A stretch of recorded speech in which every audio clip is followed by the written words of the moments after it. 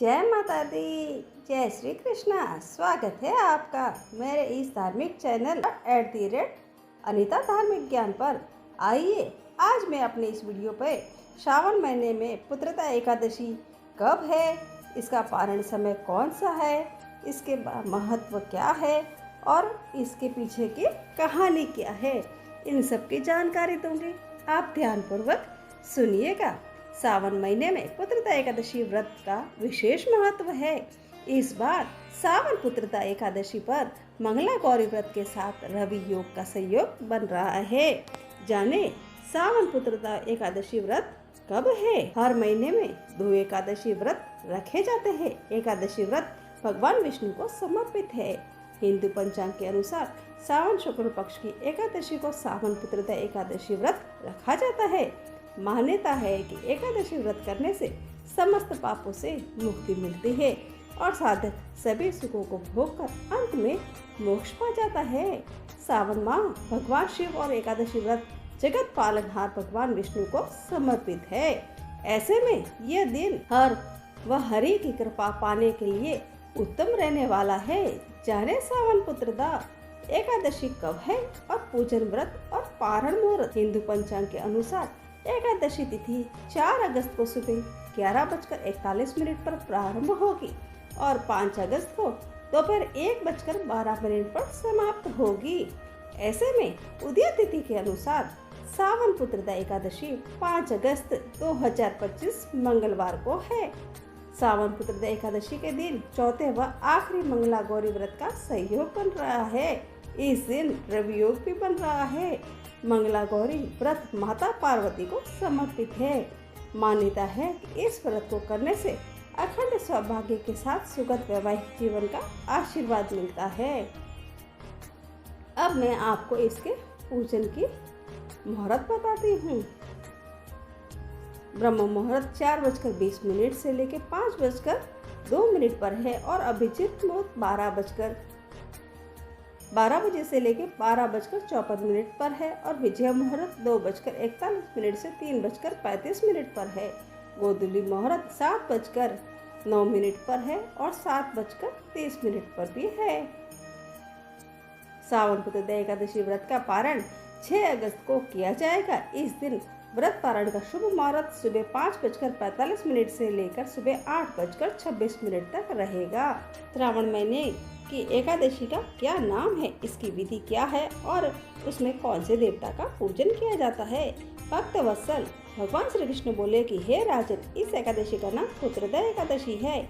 इसमें भी नारायण भगवान की पूजा की जाती है। इस पर चर अचर संसार में पुत्रदा एकादशी व्रत के समान दूसरा कोई व्रत नहीं है। इसके पुण्य से मनुष्य तपस्वी, विद्वान और लक्ष्मीवान होता है। इसकी मैं एक कथा कहता हूँ, तुम ध्यानपूर्वक सुनो। श्री युधिष्ठिर कहने लगे कि हे भगवान, मैंने श्रावण माह के कृष्ण पक्ष की कामिका एकादशी का सविस्तार वर्णन सुना है। अब आप मुझे श्रावण शुक्ल एकादशी का क्या नाम है, व्रत करने की विधि तथा इसका महात्म्य कृपा करके कहिए। मधुसूदन कहने लगे कि इस एकादशी का नाम पुत्रदा एकादशी है। इस एकादशी को पवित्र एकादशी भी कहा जाता है। पुत्रदा एकादशी व्रत करने वाले व्यक्ति को पूजा के बाद श्रावण पुत्रदा एकादशी व्रत की कथा जरूर सुननी चाहिए। ऐसा करने से व्रत पूर्ण होता है और मनोकामनाएं पूरी होती है। अब आप शांतिपूर्वक इसकी कथा सुनिए। इसके सुनने मात्र से ही वाजपेयी यज्ञ का फल मिलता है। द्वापर युग के आरंभ में महिष्मती नाम की एक नगरी थी, जिसमें महीजीत नाम का राजा राज्य करता था। लेकिन पुत्रहीन होने के कारण राजा को राज्य सुखदायक नहीं लगता था। उसका मानना था कि जिसके संतान न हो उसके लिए यह लोक और परलोक दोनों ही दुखदायक होते हैं। पुत्र सुख की प्राप्ति के लिए राजा ने अनेक उपाय किए, परंतु राजा को पुत्र की प्राप्ति नहीं हुई। वृद्धावस्था आती देखकर राजा ने प्रजा के प्रतिनिधियों को बुलाया और कहा, हे प्रजाजनों, मेरे खजाने में अन्य से उपार्जन किया हुआ धन नहीं है, न मैंने कभी देवताओं तथा ब्राह्मणों का धन छीना है। किसी दूसरे की धरोहर भी मैंने नहीं ली। प्रजा को पुत्र के समान पालता रहा। मैं अपराधियों को पुत्र तथा बांधवों की तरह दंड देता रहा। कभी किसी से घृणा नहीं की। सबको समान माना है, सज्जनों की सदा पूजा करता हूँ। इस प्रकार धर्मयुक्त राजा राज्य करते हुए भी मेरे पुत्र नहीं है, सो मैं अत्यंत दुख पा रहा हूँ। इसका क्या कारण है? राजा महीजीत की इस बात को विचारने के लिए मंत्री तथा प्रजा के प्रतिनिधि वन को गए। वहाँ बड़े बड़े ऋषि मुनियों के दर्शन किए। राजा की उत्तम कामना की पूर्ति के लिए किसी श्रेष्ठ तपस्वी मुनि को देखते फिरते रहे। एक आश्रम में उन्होंने एक अत्यंत वयोवृद्ध धर्म के ज्ञाता बड़े तपस्वी परमात्मा में मन लगाए हुए निराहार जितेंद्र जीवात्मा जीत क्रोध सनातन धर्म के गूढ़ तत्वों को जानने वाले समस्त शास्त्रों के ज्ञाता महात्मा लोमश मुनि को देखा, जिनका कल्प में व्यतीत होने पर एक रोग गिरता था। सबने जाकर ऋषि को प्रणाम किया। उन लोगों को देखकर मुनि ने पूछा कि आप लोग किस कारण से यहाँ आए हैं? निसंदेह मैं आप लोगों का हित करूँगा। मेरा जन्म केवल दूसरों के उपकार के लिए ही हुआ है, इसमें संदेह मत करो। लोमश ऋषि के ऐसे वचन सुनकर सब लोग बोले कि हे महर्षि, आप हमारी बात जानने में ब्रह्मा से भी अधिक सामर्थ्य है, अतः आप हमारे इस संदेह को दूर कीजिए। महिष्मतिपुरी का धर्मात्मा राजा महीजीत प्रजा का पुत्र के समान पालन करता है, फिर भी वह पुत्रहीन होने के कारण दुखी है। उन लोगों ने आगे कहा कि हम लोग उनकी प्रजा है, अतः उसके दुख में हम भी दुखी है। आपके दर्शन से हमें पूर्ण विश्वास है कि हमारा यह संकट अवश्य ही दूर हो जाएगा, क्योंकि महान पुरुषों के दर्शन मात्र से अनेक कष्ट दूर हो जाते हैं। अब आप कृपा करके राजा के पुत्र होने का उपाय बताइए।